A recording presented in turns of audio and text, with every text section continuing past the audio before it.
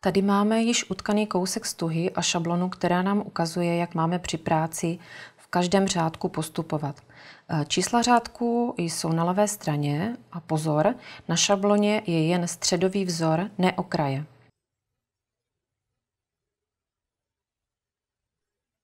Když se podíváme, tak spodní čísla znázorňují nitě, které my musíme vidět před sebou na osnově. Na první je ve středu pouze jedna barevná nit a ostatní jsou bílé.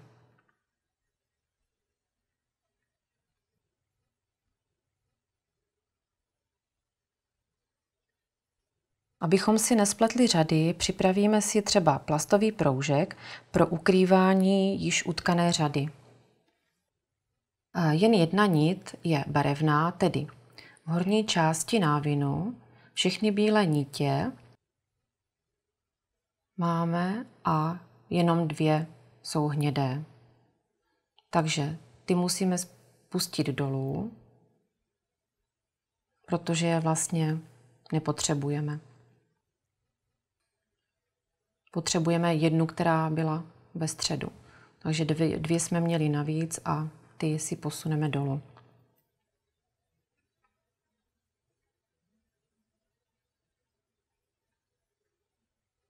Osnovu si provlékneme, přitlačíme a opatrně utáhneme.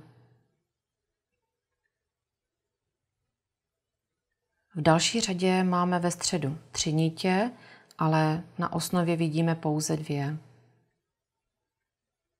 Tedy si pomocí člunku nebo prsty v prostředu 3. nit vyzvedneme ze spodní části nebo ze spodní řady. Tam máme vlastně 3.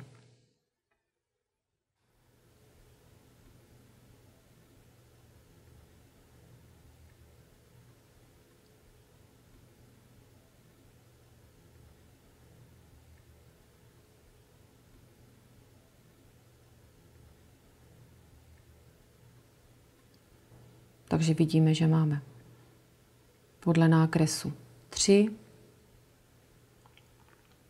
tam máme zase 3, takže provlékneme člunkem, dáme dolů, pořádně utáhneme a opatrně dotáhneme tloušťku stuhy. Posuneme řádek, kde vidíme všech 5 barevných středových nití, ale na osnově zhora pouze 3. 2 si tedy zase vezmeme ze spodní části. Bílé nitě, které vidíme nahoře, nikdy nespouštíme. Pracujeme pouze s barevnými. Tak teď máme všech 5, tedy můžeme opět protkávat člunek, zvednout spodní část a osnovu utáhnout. Tady vidíme, že už se nám vzor pomalu ukazuje. Zase opatrně utáhneme.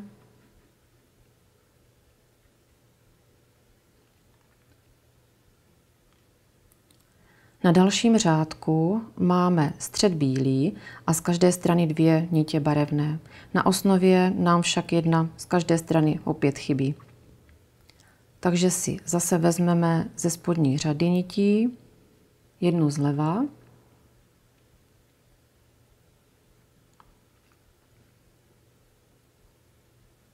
a druhou zase ze spodu, ale zprava. A musíme je správně vložit mezi nitě, ne je dávat hned na kraj.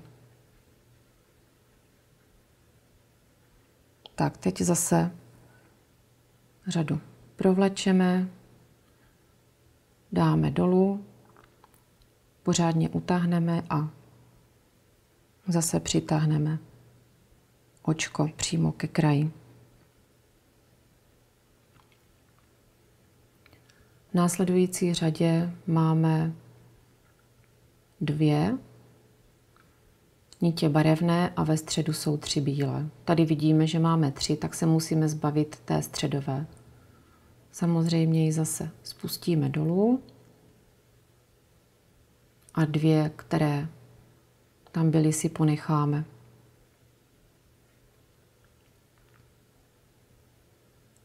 Zase přitáhneme,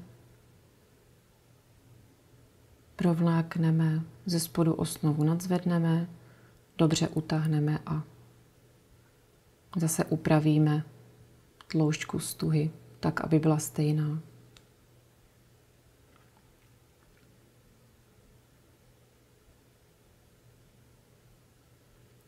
V dalším řádku vidíme, že jsou pouze bílé nitě, všech 5, které máme ve středu, a přímo na osnově vidíme, že nám tam 2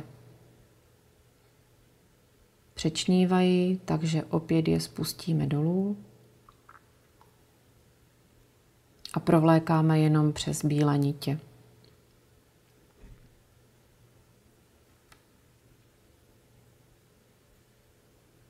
Opět osnovu posuneme dolů a zase utahujeme.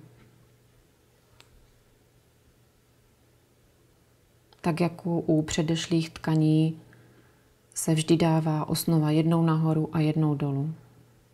V další řadě zase vidíme, že v prostředu je jenom jedna barevná, takže 3, které tam nahoře vidíme, nepotřebujeme a necháme si jenom prostřední. 2 si opět spustíme dolů.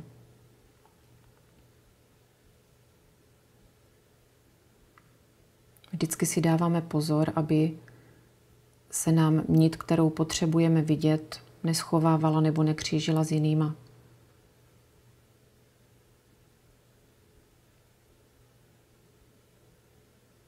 Takže už máme jednu, jak jsme potřebovali, a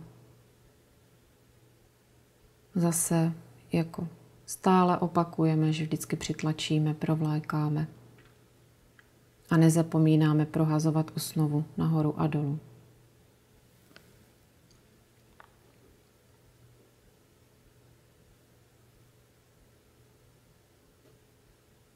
Tady už se nám dělá špička takové hvězdičky, kterou vlastně vidíme na vzorníku. A v další řadě máme mít 3 barevné a z každé strany jedna bílá. Takže opět si, pokud nám nějaká chybí, což byla teďka ta středová, tak si ji vyzvedneme ze spodní řady.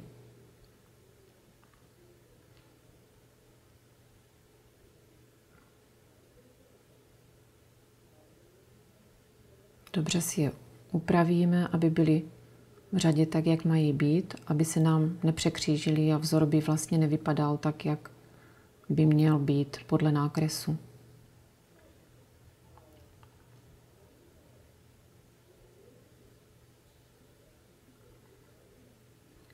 Osnovu si dáme teď dolů, dobře utáhneme a půjdeme na další řádek.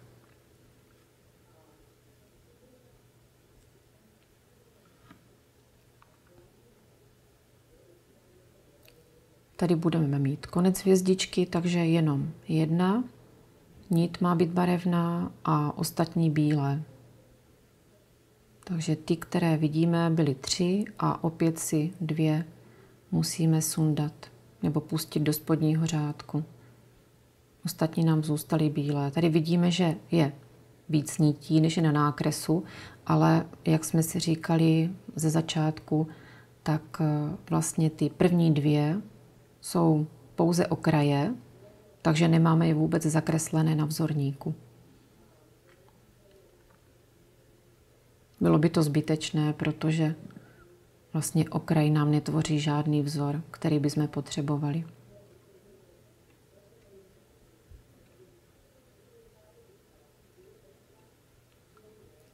Pokračujeme dál. Teď už vlastně tvoříme vzor, který je zrcadlově obráceně. Když se podíváme na vzorník, tak je to vidět. Takže všech 5 nití, žádná nemá být vidět. Takže zase jsme se zbavili barevných nití a pokračujeme dál. Tady vidíte, že máme mít 2 na každém okraji, ale zase se nám tady ukazují 3. Tak opět prostřední spustíme dolů. Zůstaly nám 2. Tady je dobře vidět ty okraje, které vlastně nejsou namalované. A provlékáme dál.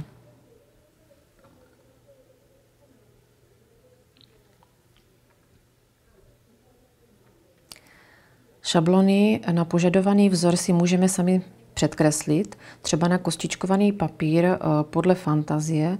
A pokud tvoříme stuhu, která je podle dobové předlohy, tak se snažíme motiv co nejvěrněji předkreslit.